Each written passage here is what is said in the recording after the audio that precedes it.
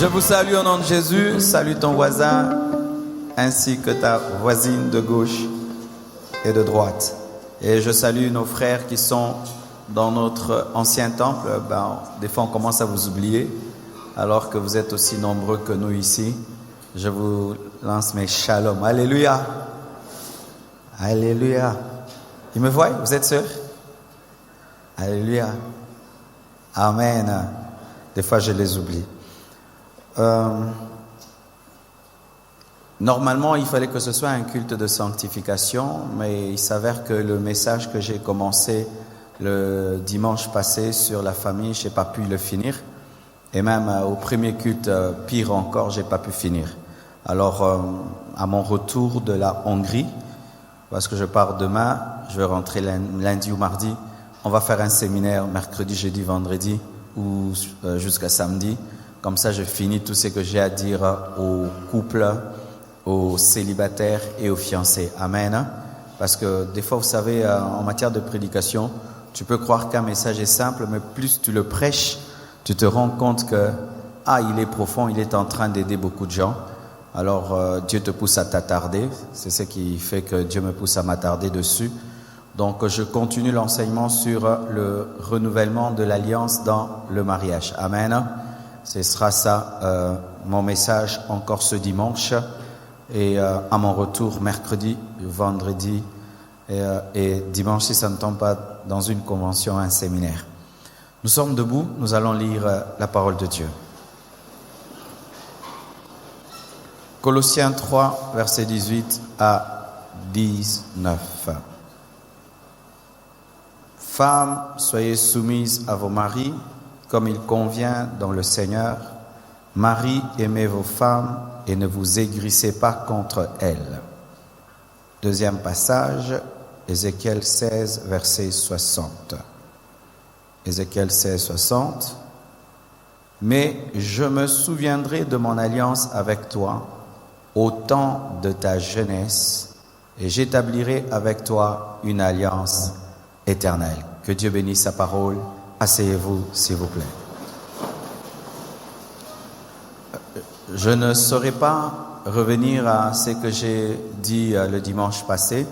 Pour ceux qui sont là pour la première fois, vous pouvez vous procurer gratuitement l'enseignement. Après le culte, vous allez seulement à la table de la presse, de l'autre côté du temple. Vous dites seulement, j'ai besoin de la prédication du dimanche passé. On vous donne cela gratuitement. Par Bluetooth au moyen du téléphone.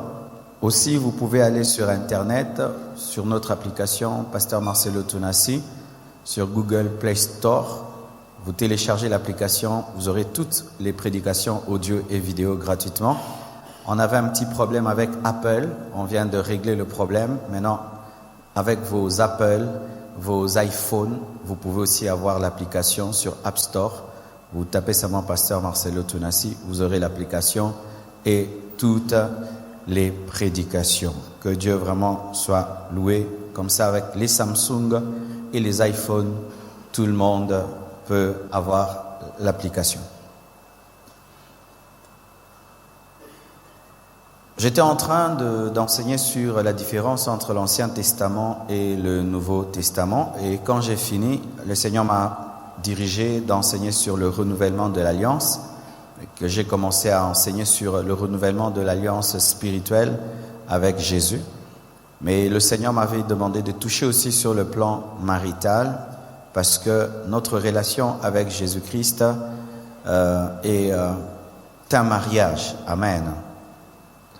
Alors je vais d'abord commencer par Ézéchiel 16, verset 60, pour revenir sur Colossiens 3, versets 18 et 19 que je viens de vous donner. La Bible dit « Mais je me souviendrai de mon alliance avec toi au temps de ta jeunesse et j'établirai avec toi une alliance éternelle. » Quand tu lis ce passage, ce n'est pas le mariage d'un homme et d'une femme. C'est Dieu qui se comporte comme un époux parlant à son épouse qui est Israël. Le Seigneur a épousé Israël, il a fait une alliance avec Israël. Mais Israël était une mauvaise femme, très insoumise, adultère parce qu'elle sortait avec d'autres maris, elle sortait avec Baal, Astarté, avec des idoles. Mais Dieu, l'Éternel, dans son amour pour Israël, au lieu de divorcer avec Israël, au contraire, ramène Israël au temps de la jeunesse. C'est-à-dire lorsqu'il était en train de bâtir l'alliance nouvellement avec Abraham. C'est pourquoi quand vous lisez la Bible, vous voyez que Dieu des fois dit à cause d'Abraham, à cause de David, parce que Dieu se souvient de la jeunesse, amen, de quand il commençait l'alliance. Alors des fois il pouvait faire disparaître tout Israël pour ses péchés, mais quand il se souvenait seulement d'Abraham, il se souvenait de David, d'Isaac, il se souvenait du début du mariage, et au lieu de détruire l'alliance, il faisait une meilleure alliance. C'est pourquoi nous sommes dans la nouvelle alliance en Jésus, parce que Dieu est un bon mari. On peut acclamer Dieu. Alléluia. Il a une femme infidèle, mais il aime toujours. Il a une femme avec beaucoup de défauts, il aime toujours. Vous voyez comment les églises sont compliquées. Amen. Et Colossiens 3, versets 18 à 19. La Bible dit, femmes, soyez soumises à vos maris. Écoutez ceci, vraiment, écoutez-moi. Jamais vous n'aurez des mariages heureux si vous ne découvrez pas que dans le mariage, il y a d'un côté les responsabilités et d'un côté les droits. Amen. Le mariage est fait des droits et des devoirs. Quand tu te maries et tu penses que non, je me marie, j'aurai seulement une femme qui va cuisiner pour moi, j'aurai une femme qui va me satisfaire, j'aurai une femme qui va me donner des enfants, j'aurai une femme qui va préparer, qui va repasser mes habits, c'est tout. Non, non, non, il n'y a pas seulement ça. Tu auras aussi une femme que tu dois aussi nourrir, une femme que tu dois vêtir, une femme dont tu dois prendre soin. Quand elle est malade, c'est toi qui dois l'amener à l'hôpital. Et il y a des gens maintenant, quand ils se marient, ils ne pensent qu'à leurs droits. Tu dois me nourrir, tu dois préparer pour moi. Mais quand sa femme est malade, il ne l'amène pas à l'hôpital. Tu dois repasser mes habits. Mais quand sa femme a besoin d'un habit, il n'achète pas les habits. Il veut être le mari qu'on sert à table et tout. Mais ce n'est pas le mari aussi qui achète les vêtements, le mari aussi qui amène à l'hôpital, le mari aussi qui pourvoit aux besoins. Le mariage n'est pas fait que des devoirs, il est aussi fait des droits. Certains aussi hommes, quand vous entrez dans le mariage, vous devenez comme des esclaves, où vous devez faire des choses, faire. Non, vous avez aussi le droit d'être honoré, le droit d'être respecté. Amen, hein? Amen. Tu n'as pas que le devoir de payer les factures, l'eau, l'électricité, tu fais des choses, c'est toi qui dois. Mais toi, tes droits, on ne les respecte pas, on ne t'honore pas, on ne te respecte pas. Non, tu as des devoirs, tu as des droits, et tu as des devoirs. J'aimerais parler à tous les célibataires qui sont ici, qui ne sont pas encore mariés. Bien-aimés frères et sœurs, le mariage c'est pour les matures, c'est pour les responsables. Lorsque tu entres dans le mariage, tu trouveras des responsabilités. Vous voyez, quand on n'est pas marié, elle habite chez elle, tu habites chez toi, bonjour, je t'aime. Mais quand vous habitez dans une même maison, que vous le voulez ou pas, vous commencez à délimiter les tâches, n'est-ce pas? Moi je fais ça, toi tu fais ça. Des fois même sans parler. Chacun sait que moi, mon rôle c'est ça, son rôle c'est ça. Alors il y a certains qui aiment le mariage, mais qui n'aiment pas qu'on départage les rôles. Ils aiment seulement l'amour. Mais il faut aussi torchonner la maison. Amen, hein? Les jeunes sœurs, il faut torchonner la maison. Torchonner. Au Gumbi Mukongo, torchonner. Et d'autres torchonnent comme ça. Comme si elle danse les twists. Après qu'on vous ait béni, la robe blanche et tout.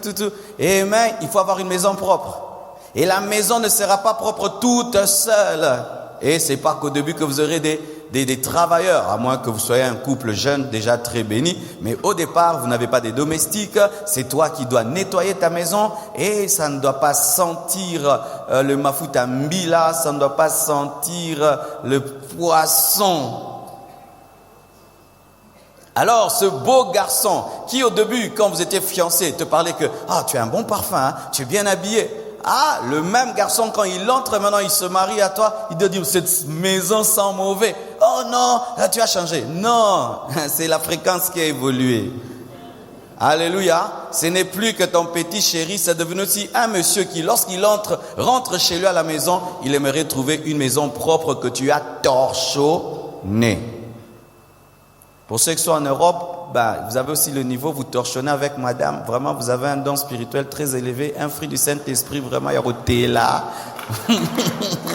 Moi, vraiment, je reste au Congo, non Kokati.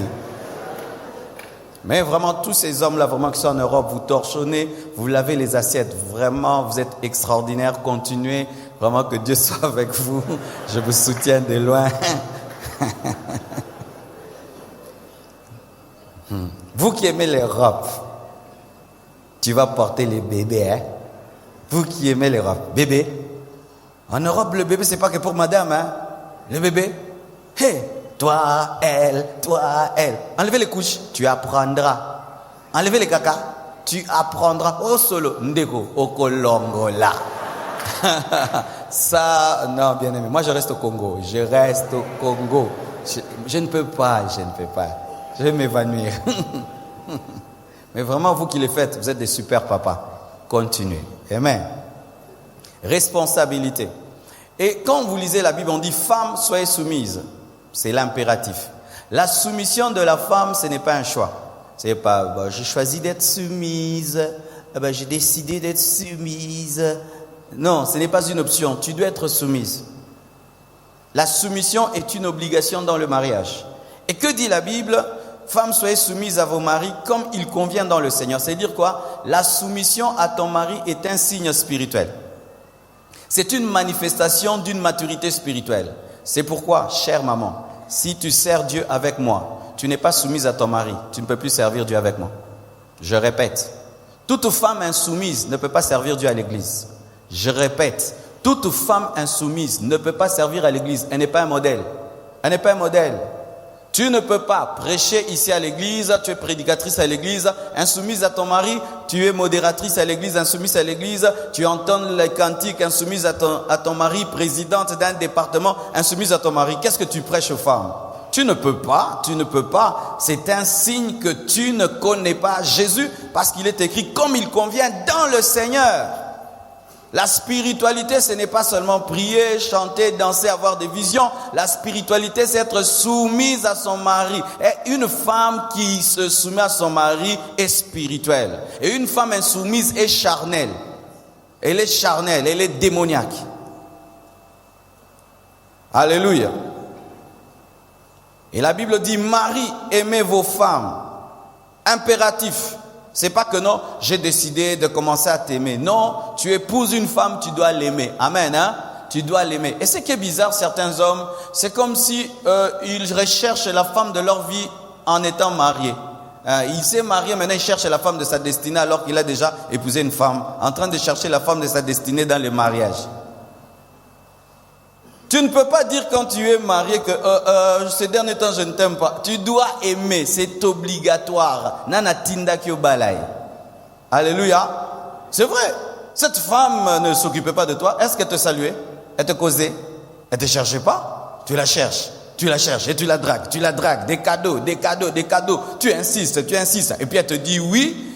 Et puis, je t'aime pas. Ndego. Sois conséquent. C'est toi qui as commencé. Tu aimeras ta femme, impératif, soumission impérative, amour impératif également. Et maintenant la Bible dit, ne vous aigrissez pas contre elle, car il est possible que dans le mariage, l'aigreur s'installe. L'aigreur, c'est quoi? C'est le changement de goût. Quelque chose qui était sucré qui devient acide. Quelque chose qui était bon qui n'est plus bon. C'est toujours la même chose, mais il y a le goût qui a changé.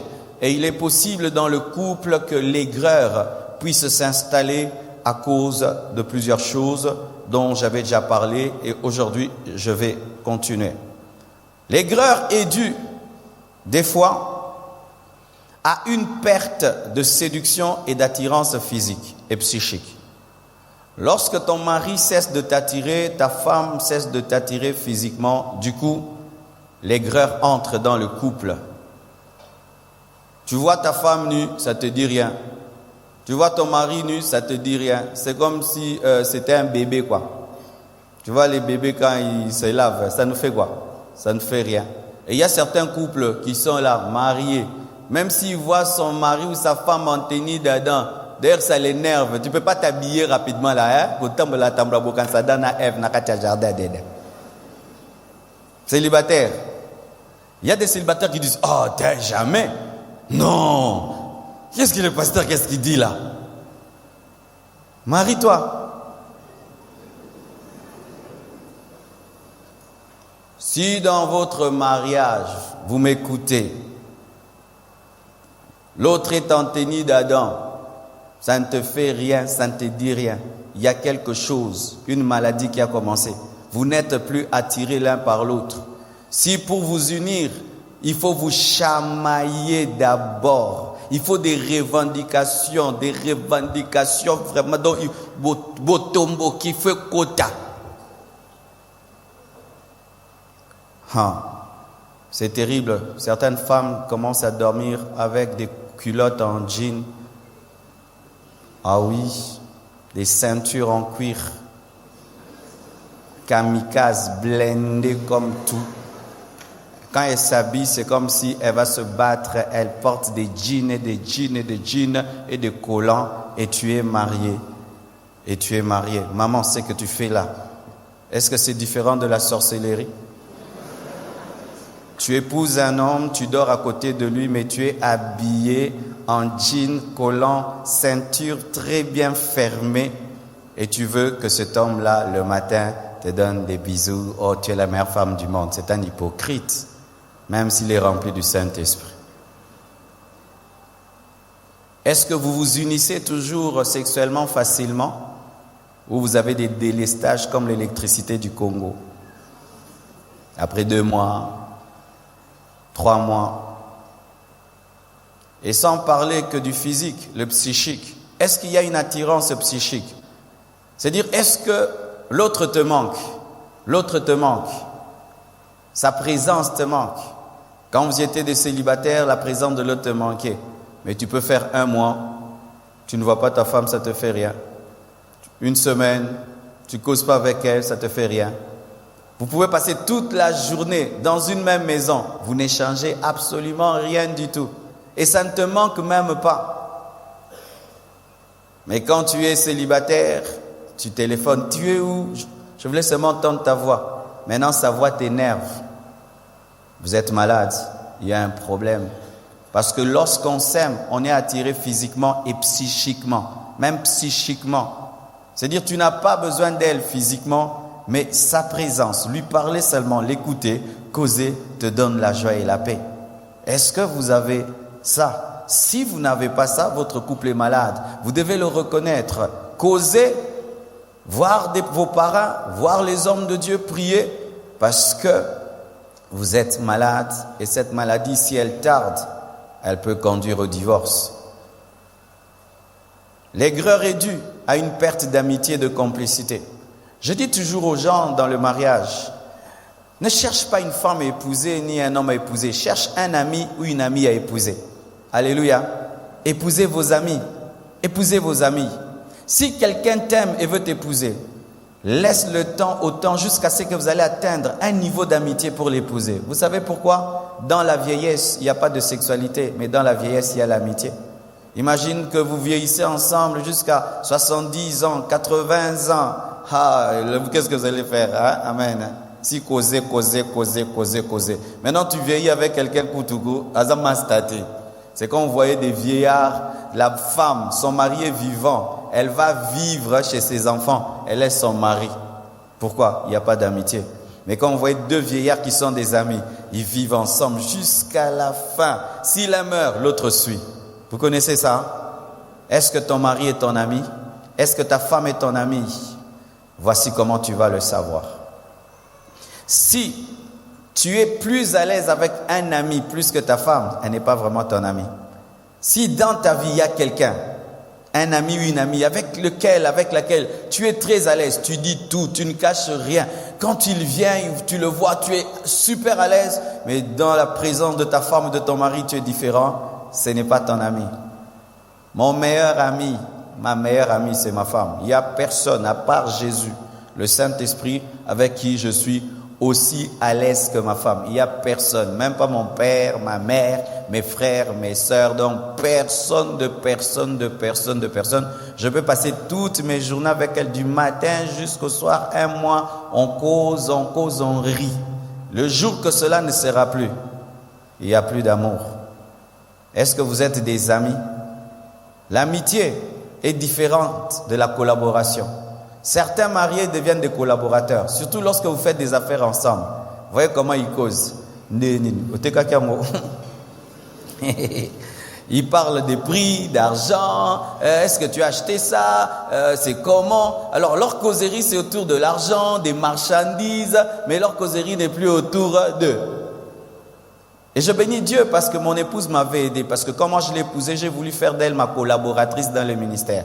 Donc c'était les âmes, l'église qui était des mamans, c'était comment? Un jour, il m'a dit, non, aujourd'hui on ne parle pas des mamans. Oh. Maintenant l'église, non, aujourd'hui on ne parle pas de l'onction.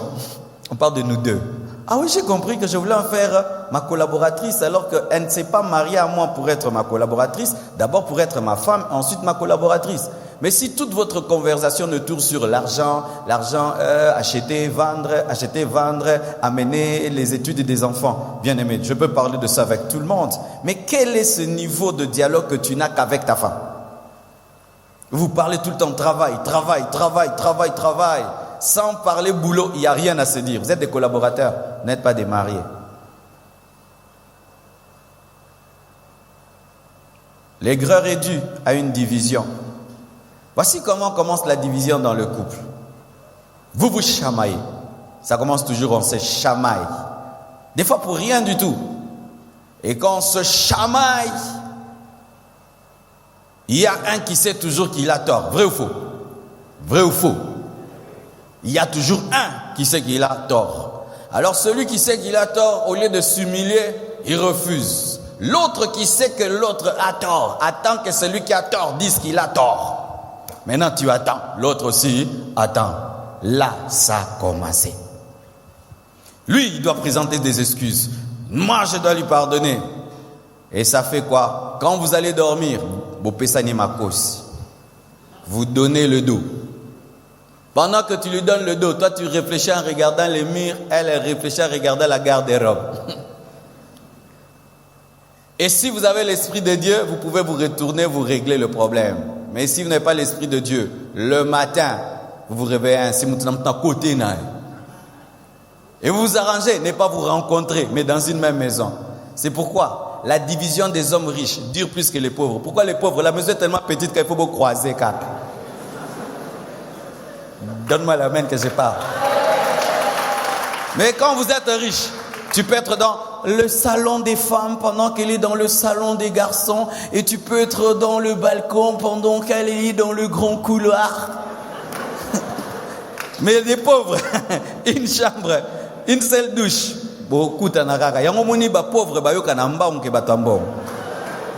Vérité?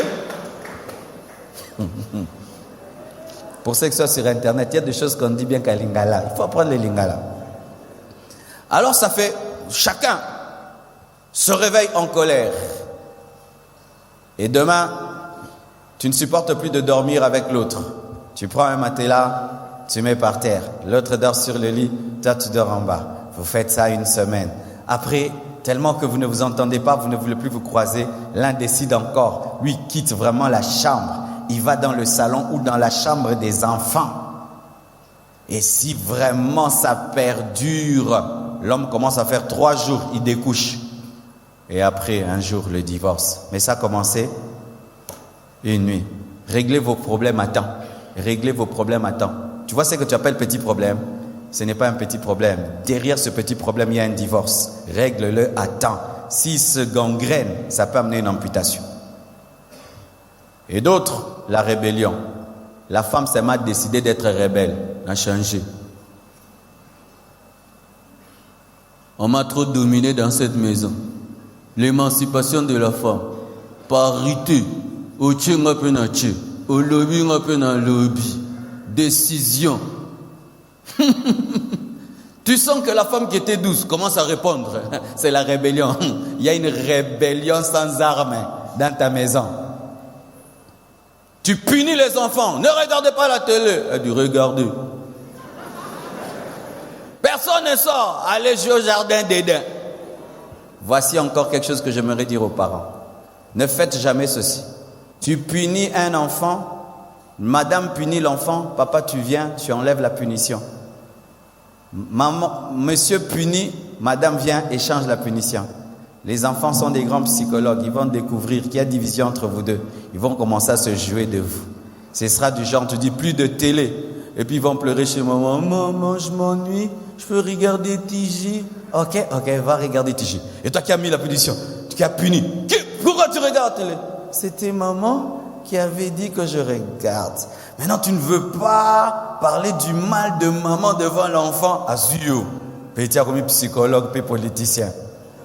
Les enfants, ce sont des grands esprits dans des petits corps. Faites très attention aux enfants.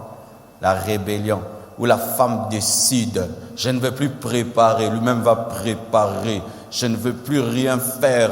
Tu vois, mets les pieds sur la table. Tu parles, elle parle. Maman, tu es démoniaque. C'est démoniaque de décider, de commencer à manquer du respect à ton chef. C'est même pas que ça vienne naturellement, non. C'est une décision que tu as prise. C'est pourquoi éviter d'avoir des mauvais amis. Amen, hein? Un homme sage ne veille pas que sur sa femme, il veille aussi sur les fréquentations de sa femme. Car si ta femme fréquente des femmes rebelles, elle deviendra rebelle. Parce que souvent les rebelles viennent en coalition. J'ai rien dit. Amen.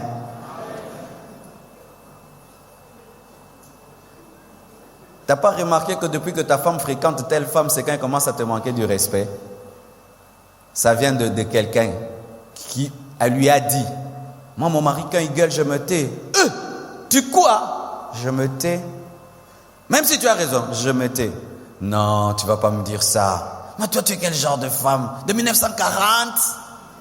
Maintenant quand elle va rentrer à la maison, elle va tester maintenant sur toi les conseils de son ami Lucifer.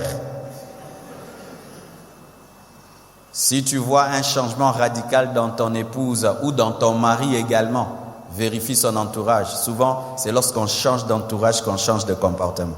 Alléluia.